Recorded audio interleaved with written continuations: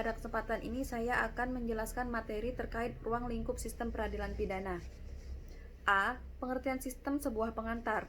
Perjalanan sejarah teori sistem merupakan penjelajahan diskursus intelektual manusia dalam memformulasikan metode yang paling tepat untuk memahami kesatuan yang kompleks. Pendekatan sistematik peradilan pidana sangat penting dalam membantu memahami peradilan pidana dalam ranah praktik. Pendekatan sistem dapat memfasilitasi pemahaman yang lebih baik dari banyak cara, di mana keputusan di awal dan tahap akhir dari proses peradilan pidana, serta berbagai aktor dalam tahap proses tersebut saling mempengaruhi. B. Sistem peradilan pidana menurut pendapat para pakar. Ada 5 uraian penting dari ruang lingkup sistem peradilan pidana.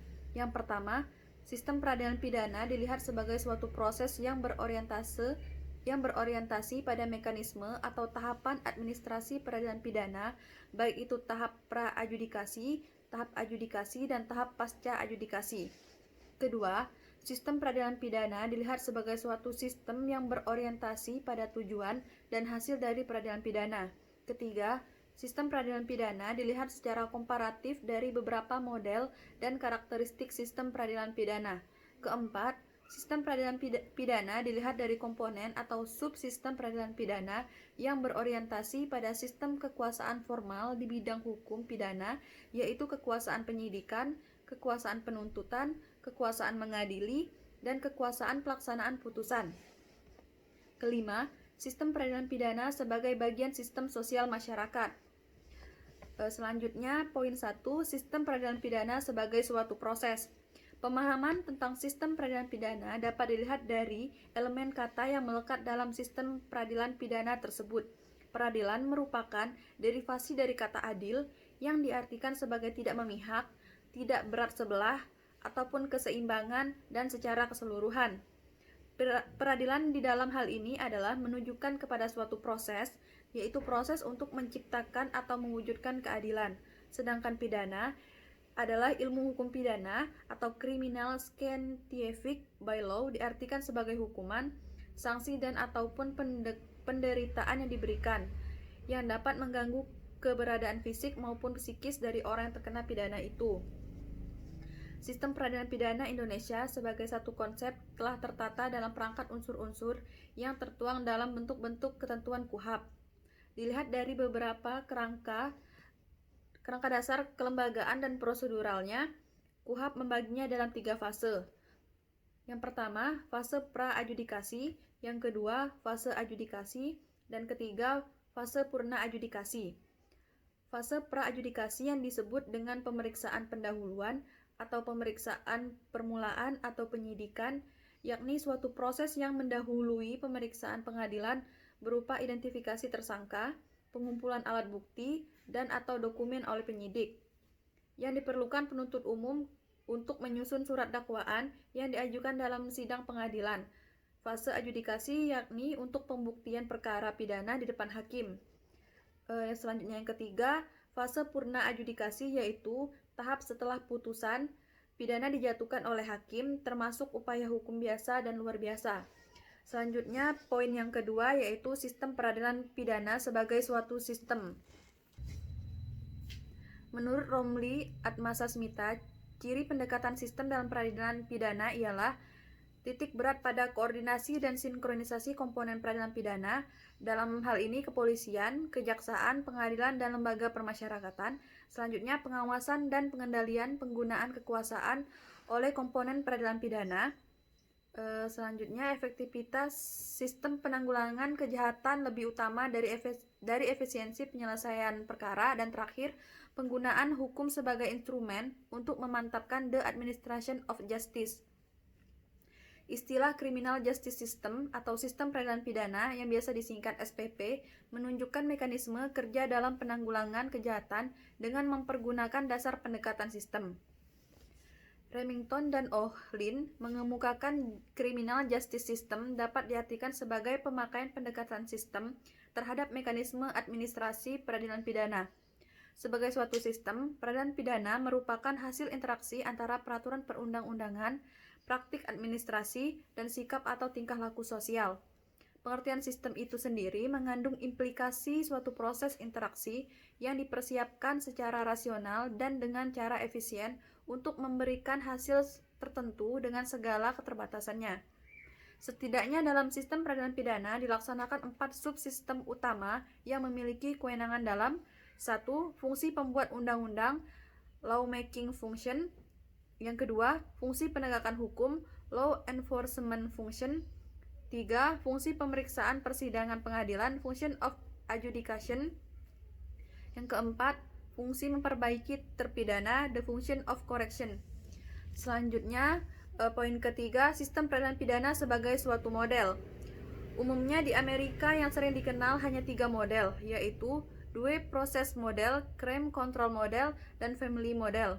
Selain ketiga model tersebut, Ruslan Saleh dengan bahasa dan istilah yang berbeda mengemukakan terdapat 2 model dalam peradilan pidana, yaitu model yuridis dan Sturm model. Ketiga model yang secara umum dikenal di Amerika tersebut menurut Muladi tidak realistis dan memiliki kelemahan. Crime control model terlalu represif, due process model bersifat anti-authoritarian values, dan family model terlalu offender oriented. Muladi menawarkan satu model yang cocok bagi sistem peradilan pidana di Indonesia, yaitu model keseimbangan kepentingan. Model ini adalah model yang realistik, yaitu yang memperhatikan berbagai kepentingan yang harus dilindungi oleh hukum pidana, yaitu kepentingan negara, kepentingan umum, kepentingan individu, kepentingan pelaku tindak pidana, dan kepentingan korban kejahatan. Selanjutnya, poin yang keempat, sistem peradilan pidana sebagai komponen subsistem. Sebagaimana yang diungkapkan Carvadino dan Dignan bahwa sistem peradilan pidana adalah suatu istilah yang mencakup semua lembaga yang memberikan respons secara sah atau suatu tindak pidana yang sudah dikenal, yakni polisi, kejaksaan, dan pengadilan. Dengan kata lain, sistem peradilan pidana ini tidak hanya mencakup satu institusi tetapi berkaitan erat dengan beberapa institusi negara. Pekerjaan aparat penegak hukum yang satu akan memberikan dampak dan beban kerja kepada aparat penegak hukum yang lain. Para penegak hukum dalam sistem peradilan pidana bekerja dalam satu integrated criminal justice system yang tidak dipisah-pisahkan. Artinya, antara tugas penegak hukum yang satu dengan yang lainnya saling berkaitan.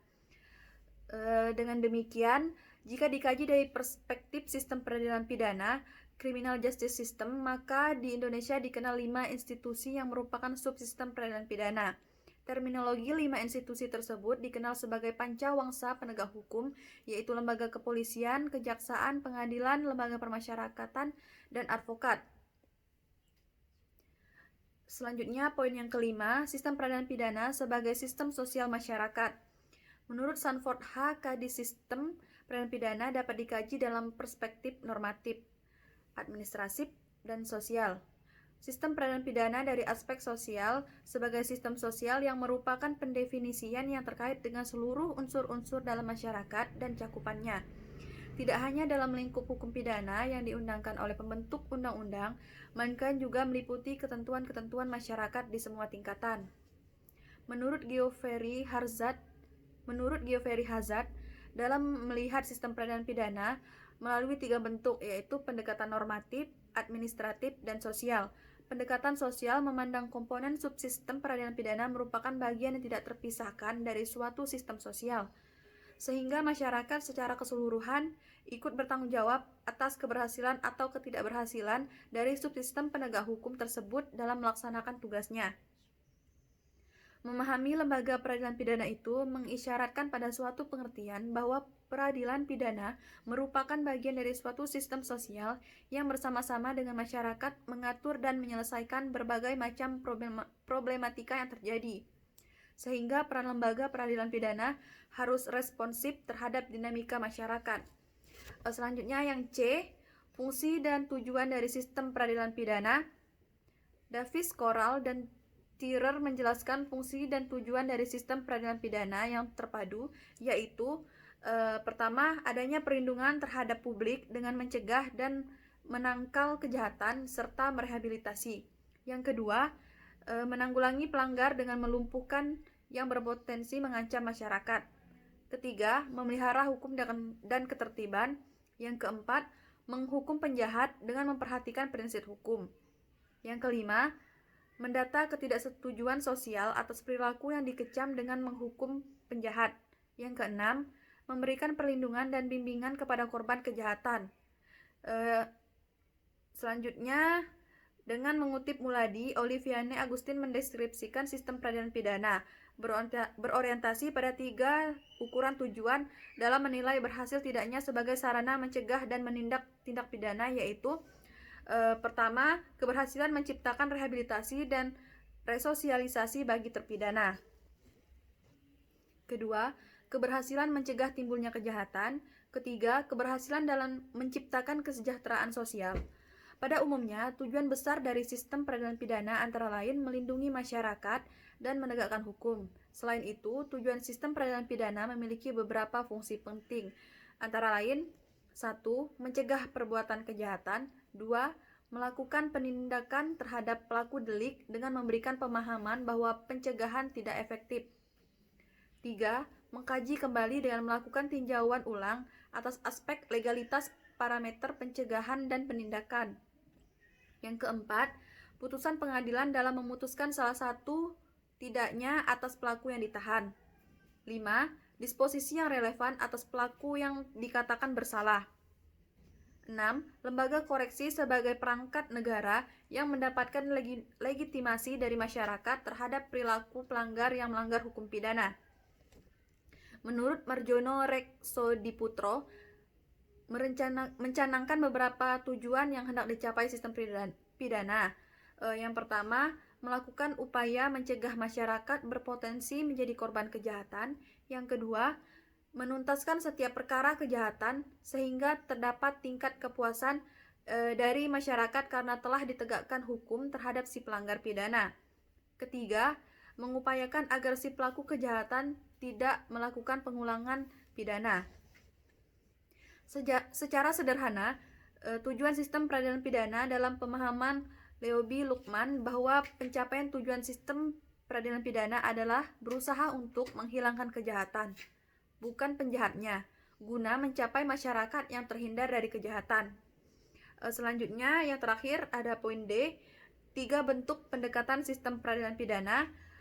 Menurut Romli Atmasasmita di dalam bukunya Sistem Peradilan Pidana Kontemporer menyajikan 3 bentuk pendekatan di dalam sistem peradilan pidana. Pendekatan ini boleh dikatakan pada umumnya berkembang secara operasional dan terlembaga di dalam subsistem peradilan pidana. Pendekatan tersebut dikenal sebagai pendekatan normatif, pendekatan administratif, dan pendekatan sosial. Pendekatan normatif yaitu pendekatan yang ditandai dengan prinsip-prinsip kerja pada ruang lingkup hukum pidana. Yang kedua, pendekatan administratif, yaitu pendekatan sistem peradilan pidana menumbuhkan perilaku dan budaya kerja berbasis pada mekanisme kerja yang rasional dengan prinsip efektivitas dan efisiensi. Yang ketiga, pendekatan sosial, yaitu pendekatan sistem peradilan pidana yang membangun mekanisme kerja yang terbuka dengan institusi sosial masyarakat. Sekian materi yang dapat saya jelaskan. Mohon maaf apabila ada kesalahan. Saya akhiri. Wassalamualaikum warahmatullahi wabarakatuh. Terima kasih.